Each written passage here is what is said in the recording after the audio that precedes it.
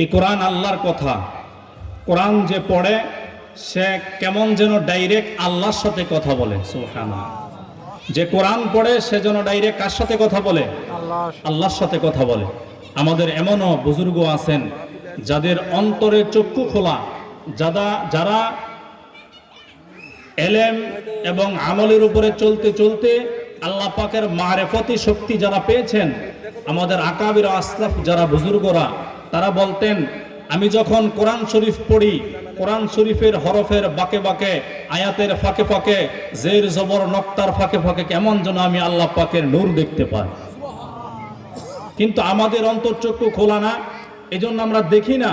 কিন্তু যাদের চক্ষু আছে তারা ঠিকই আল্লাহর নূর কোরআনে দেখতে পায়।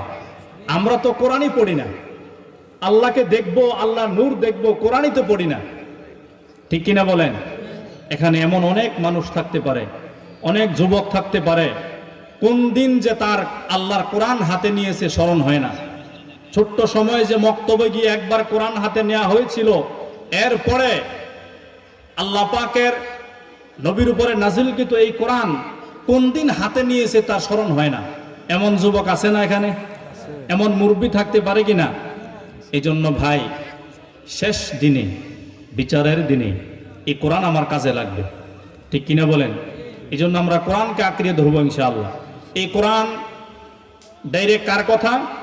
আল্লাহর কথা। কোরআনকে কেউ যদি বিশ্বাস না করে, কোরআনের আয়াতকে বিশ্বাস না করে, তাহলে কি তার ঈমান থাকবে? এই জন্য যতক্ষণ কোরআনের আলোচনা হয় আমরা ইনশাআল্লাহ মনোযোগ সহকারে এখানে যে সবকগুলো দেওয়া হয় ইনশাআল্লাহ আমলের নিয়তে শুনবো। আল্লাহ তাআলা আমাদেরকে তৌফিক দান করেন, সকলে পড়ে আমিন। আল্লাহ তাআলা কোরআনুল কারীমে ইরশাদ করেন, ইয়া আইয়ুহাল্লাযীনা আমানুত্তাকুল্লাহ হাক্কা তুকাতিহি ওয়া লা তামুতুন্না ইল্লা ওয়া আনতুম মুসলিমুন। আল্লাহ তাআলা বলেন, ইয়া আইয়ুহাল্লাযীনা আমানুত্তাকুল্লাহ, হে ঈমানদারেরা, তোমরা আমি আল্লাহকে ভয় করো। কাকে ভয় করার কথা বলছেন? আল্লাহকে। বলতেছেন কে? আল্লাহ।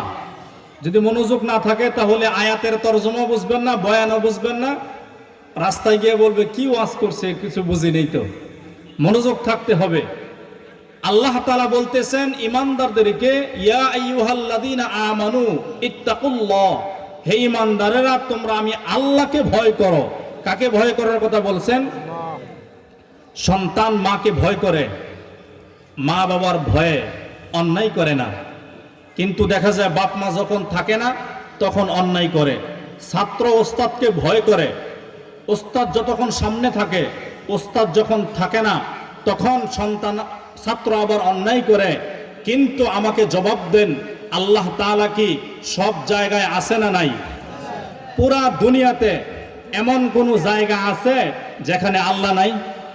এমন জায়গা আসেনি? আল্লাহ তাআলা কোরআনে বলতেছেন, আল্লাহু লা ইলাহা ইল্লা হুয়াল হাইয়ুল কাইয়্যুম। ও দুনিয়ার ঈমানদারেরা, আমি আল্লাহ তাআলা চিরস্থায়ী, চিরঞ্জীব। যেমন ছিলাম তেমন আছি, তেমন থাকবো। আমি আল্লাহর লয় নাই, ক্ষয় নাই। আল্লাহ তাআলা সব জায়গায় বিরাজমান। এই জন্য যুবক ভাইরা পায়ে হাত ধরে বলি, এমন কোনো জায়গা নাই যেখানে আমার আল্লাহর দৃষ্টি যায় না। সুতরাং গুনাহ করারও কোনো সুযোগ নাই। ঠিক কিনা বলেন? যদি এমন জায়গা পাওয়া যায় যেখানে আল্লাহ দেখে না, কথা বলেন,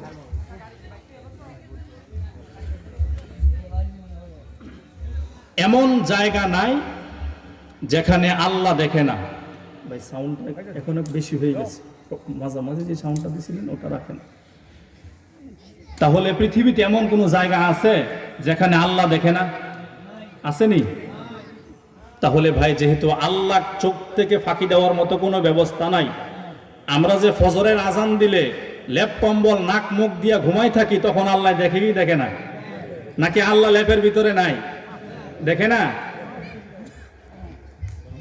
এই জন্য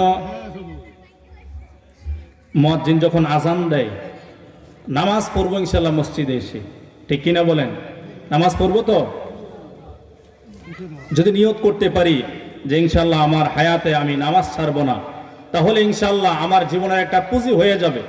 একটা শপথ যদি কেউ করতে পারে আর যাই হোক নামাজ ছাড়বো না, তাহলে জীবনের একটা পুঁজি আছে, ঠিক কিনা বলেন? এটা একটা শক্তি, শেষ বিচারের দিনে এটা আমার একটা পুঁজি থাকলো। এই জন্য নামাজ হচ্ছে আমার সবচেয়ে বড় হাতিয়ার। নামাজ কখন পড়তে পারবো? যখন আল্লাহর ভয় দিলে আসবে। এই জন্য আল্লাহ তাআলা বারবার বলতেছেন ইমানদারদেরকে, ইয়া আইয়ুহাল্লাযীনা আমানু ইত্তাকুল্লাহ, ও বান্দারা তোমরা আমি আল্লাহকে ভয় করো।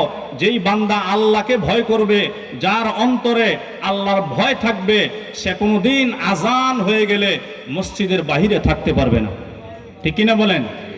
এই জন্য আল্লাহর ভয় দিলে সঞ্চার করতে হবে। যেখানে থাকি, যেভাবে থাকি, মনে রাখতে হবে আমার আল্লাহ আমাকে দেখতেছেন। ছাদের নিচে আসি, হয়তোবা দরওয়াজা বন্ধ, জানালা বন্ধ, বাপ মা দেখতেছে না, যুবক মোবাইল ফোন নিয়ে গুনাহ করবা, ওখানে আল্লাহ আছে না নাই? সুতরাং আল্লাহ তাআলা এই জন্য বারবার বলতেছেন আমি আল্লাহকে ভয় করো। যাদের অন্তরে আল্লাহর ভয় ঢুকে যাবে তাদের দ্বারা গুনাহ করা অসম্ভব। এই জন্য ভাই আল্লাহ তাআলা বলতেছেন ইয়া আইয়ুহাল্লাযীনা আমানুত্তাকুল্লাহ হাক্কা তুকাতিহ, আবার বলতেছেন কেমন ভয়? ভয় করার মতো ভয়। ওয়ালা তামুতুন্না ইল্লা ওয়া আনতুম মুসলিমুন, এবং মুসলমান না হয়ে কিন্তু মইরো না। কে বলতেছেন? বলতেছেন কে? কাদেরকে বলতেছেন? আমাদেরকে। কাদেরকে বলতেছেন? আমাদেরকে বলতেছেন যে মুসলমান না হয়ে কিন্তু মইরো না।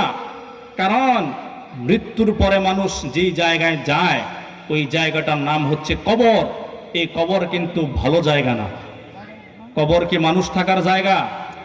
এখন যদি কাউকে বলে তোমাকে গোরস্থানে নিয়ে আজকে রাত্রে থাকবা, তোমাকে 5,000 টাকা দেওয়া হবে, কোন মানুষকে গোরস্থানে গিয়ে থাকবেন? এখানে কেউ আছেন থাকবেন? কারণ সেখানে মানুষ থাকার জায়গা নয়, সাপ বিচ্ছু থাকার জায়গা, বাসবাগান, নীরবতার জায়গা গোরস্থান। কিন্তু আজকে মারা গেলে কালকে বাধ্য হয়ে সেখানে থাকতে হবে, ঠিক কিনা? কয়দিন সেখানে থাকতে হবে? চিরকাল। অথচ দুনিয়ার যে বাড়ি গাড়ি সাজাইছি, আজকে মরে গেলে কালকে থেকে আমাকে বাড়ি থেকে বের করে দিবে, ঠিক কিনা? এমনকি এখন মারা গেলে সকালবেলার আগে আমাকে ঘর থেকে বের করে দিবে। সুতরাং আমার আসল ঘর ইট দিয়া, টাইলস দিয়া, সিমেন্ট দিয়া যেই ঘর তৈরি করছি এটা না, আমার আসল ঘর হচ্ছে অন্ধকার কবর, ঠিক কিনা বলেন? এই জন্য দুনিয়ার ঘর সাজানোর পিছনে ব্যস্ত না হয়ে আসুন আমরা আমাদের আসল ঘর কবরকে সাজানোর ফিকির করি। কবরকে সুন্দর করা দরকার আছে না নাই? দুনিয়ার ঘরে আজকে মারা গেলে শেষ, কিন্তু কবরে থাকতে হবে অনন্তকাল। সেখানে আমাকে একা একা থাকতে হবে। এই জন্য আমাদের জীবনের মাকসাদ বানাইতে হবে, জীবনের টার্গেট ঠিক করতে হবে। একজন মানুষ বাড়ি বানাইছে, কেন বানাইছো? বলে ঘরে থাকবো এই জন্য বানাইছি। চাকরি করে কেন? এখান থেকে টাকা আসলে আমার ফ্যামিলি নিয়ে ভালো করে চলবো। প্রত্যেকটা মানুষের প্রত্যেকটা কাজের একটা উদ্দেশ্য আছে না নাই? আমাদের জীবনের একটা উদ্দেশ্য বানাইতে হবে। আল্লাহ তাআলা বলেন ওমা খালাকতুল জিন্না ওয়াল ইনসা ইল্লা লিয়াবুদুন, মানুষ বানাইছি, জিন বানাইছি আমি আল্লাহ তাআলার ইবাদতের জন্য। আমাদেরকে আল্লাহ তাআলা কেন বানাইছেন? আল্লাহ পাকের ইবাদতের জন্য বানাইছেন। দুনিয়াতে এসে বলে দুনিয়ার নাচ গান, এরপরে দুনিয়ারই আরামায়েশ, খানা পিনার জন্য আল্লাহ তাআলা পাঠান নাই। কেন পাঠাইছেন?